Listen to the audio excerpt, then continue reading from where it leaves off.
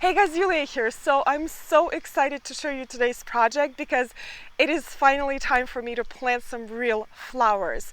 So what I'm going to do today is plant these pots right here by our kitchen door because this is the entrance that we use the most. We park our car right here and we enter the house through this way. And I am super excited because the color palette for these plants that I'm going to show you is just so wonderful. Anyway, let me show you the plants. All right, guys, what do you think? I hope you like it because I was so disciplined to pick this color palette with whites and cool tones, and then there are some evergreens. And just for a second, let me show you the space again. So this is our kitchen door here, and I have a trellis here that's been here for years. Then some pots, and there is a cast iron planter that is underplanted with tulips. And what I'm going to do next, I'm just going to plant all of these goodies here and we'll go over the individual plants with you.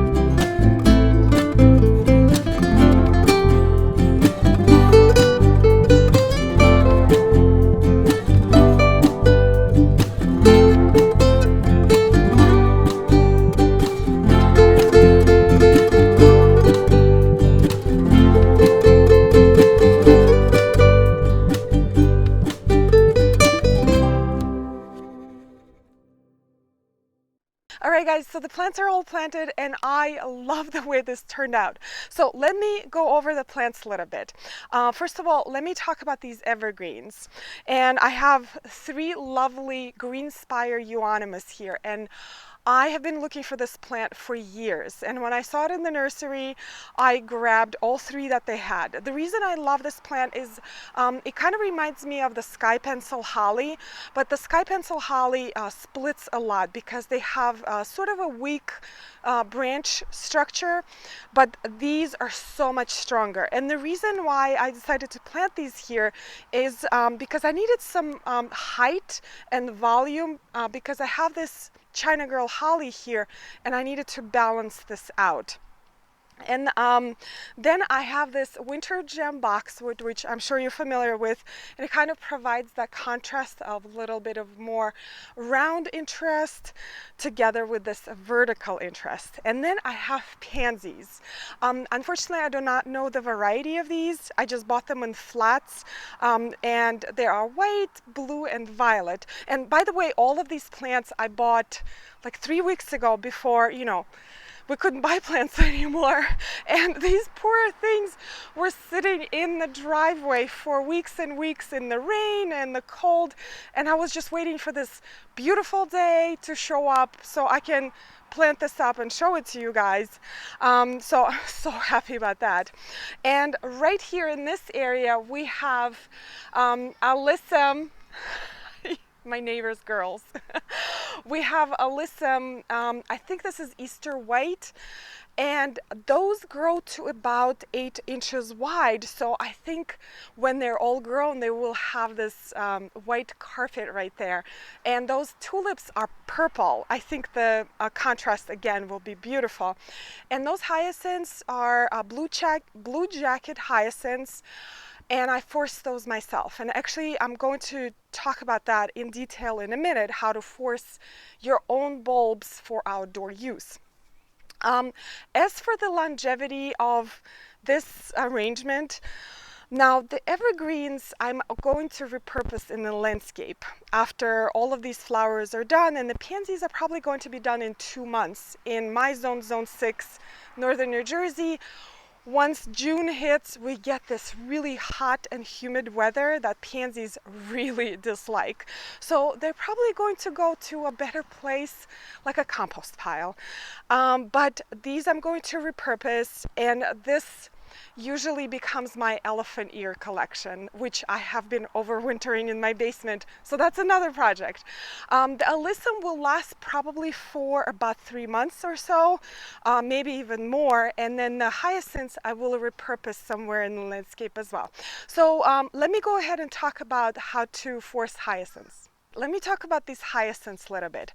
So over the years, I always struggled to find either the right type of bulbs or the right color of bulbs in garden centers.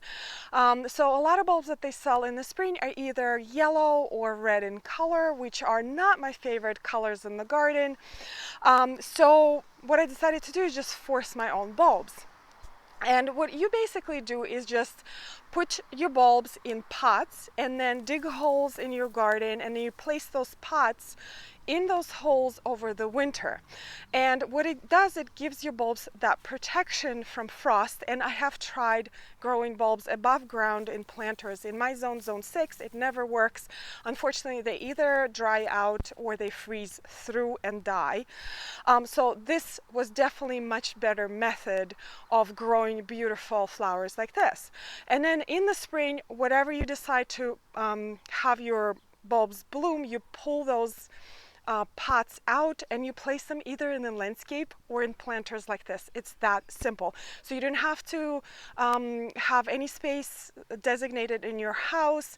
You can just pick some spaces in your own garden and force bulbs this way. It's super convenient.